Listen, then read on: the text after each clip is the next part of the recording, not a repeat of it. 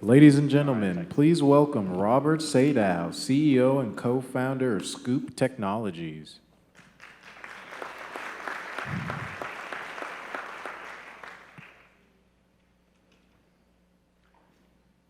Great, thank you very much. Can you hear me? Yeah? My name is Rob Sadow. I'm the CEO and co-founder at Scoop. So quick show of hands, who's heard of Scoop before in the room? That's pretty good. Okay, so Scoop is a commuter carpooling experience for modern employees. We work with many of the most forward-thinking organizations in the world to actually enable folks to be able to share in a carpooling experience, a better way to get back and forth to work on a daily basis. So I have a feeling I'm not going to have as good of a response as who's a 49ers fan, but anybody from Atlanta in the room by chance? Anybody spending time in Atlanta? All right, good. So this is a map of Atlanta. If you see the star in the top middle of the map, that is where I grew up. I grew up with my brothers, my only sibling, also my co-founder at Scoop. That star at the bottom left of the map next to College Park is where my high school was. So when I was 16, my experience of commuting was driving 25 miles each way every day to high school.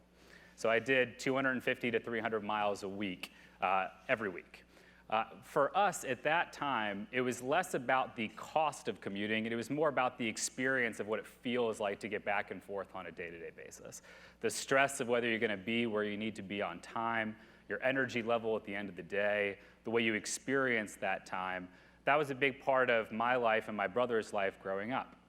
And my brother is about 3 years younger than I am, so when I was a senior, he was a freshman, we started to commute together and carpool back and forth to school. If we stretch that out and think about the US, there are 100 million people that take 500 trips a year back and forth to work driving alone. So 50 billion solo commute trips on an annual basis. If you think about how people experience that time, the chart on the right actually shows you on a scale of 1 to 5 how people actually feel about different things they experience on a day-to-day basis.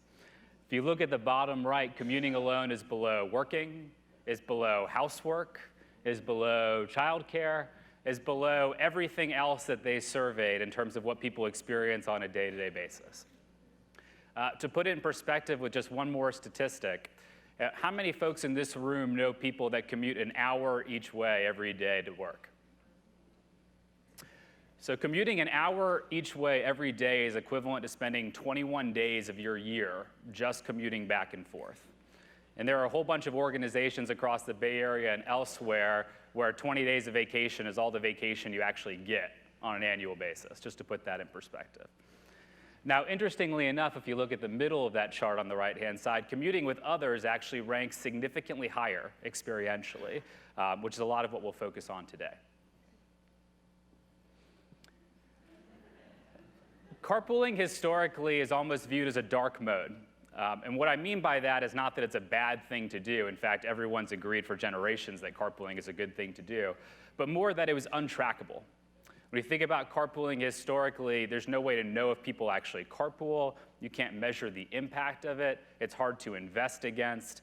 Historically, it's just been something that you can't really see. And if you think about the population that carpools, about 10% of commuters carpool back and forth to work, but about 80% of it, plus minus, is actually couples or significant others who are sharing trips into and out of a city or into and out of work. And so historically, a pretty inaccessible mode. It's one of the reasons, for example, that when you think about pre-tax commuter benefits, you actually can't use it toward carpooling because it's been very hard to track over time. But all of a sudden, in the last couple of years, that's actually changed for the first time. Technology has actually made us comfortable with the idea of what it means to use an application to get back and forth to work, or to get back and forth on an actual trip, a mile or 2 miles in a city. And actually, the concept of sharing between people, between strangers, is actually transformed over the last 5-10 years. Whether it's sharing a trip, or whether it's sharing your house, or sharing another asset like a car, we're in a fundamentally different place now than where we were 5 years ago or 10 years ago. This unlocks tremendous opportunity for us, and all of a sudden brings carpooling into the light for the first time in terms of tracking it or using it as a mode. And so what are the implications of that? Well, it actually means that for the first time, we actually know that people share trips. We can incentivize those trips and actually see what the impact is of incentivizing those trips, how it influences supply or demand. It becomes a controllable mode for the first time, meaning that if an enterprise or an office park or a city or a county actually invests against carpooling, you actually can see the number of trips that generates and what the impact is and compare it to other modes. And so now for the first time, we actually have a recipe for what it actually means to encourage commuter carpooling, whereas before that was very difficult to do. So what does Scoop do as a company? We actually bring the best of all of those pieces together. We bring technology that actually makes it possible for people to carpool in a simple, flexible, dependable way on a trip-by-trip, day-by-day basis. We create a social experience, which is actually one of the things that we hear most about from commuters, is the fact that you can actually meet somebody who works at your company but might work in a different building or a different function that you never would have met otherwise. Or you can meet someone who lives in your neighborhood and happens to work across the street that you never otherwise would have met. Bring something delightful on a personal level to the experience of commuting, which is generally not thought of that way. And we actually allow you to track your progress, the number of trips you take, the impact you have personally and as a community in a way that's rewarding in a personal and aggregate level. On top of that, we partner with organizations to do a few things. One is that allows us to create density, enough people who are going into and out of an area that you actually can share trips back and forth. Two, it creates trust. You're messing with how somebody gets to work on a day-to-day basis, and actually you actually hear about a carpooling service or a carpooling solution from a trusted source like your employer or your city government. And three, we actually can generate better economics, make rides cheaper, increase reimbursements to drivers to make it more attractive to carpool versus to drive alone. And so if you pull those things together, what we've been focused on over the last year and a half is how do we extend and magnify the impact of what we do to enable commuters to carpool back and forth on a day-to-day basis. We started with Cisco at the very end of 2015, and now thousands of Cisco employees in San Jose use Scoop to carpool back and forth to work. In April of 2016, we launched our first office park partnership with Stanford Research Park, and Stanford Research Park employees take more than 10,000 trips a month back and forth carpooling.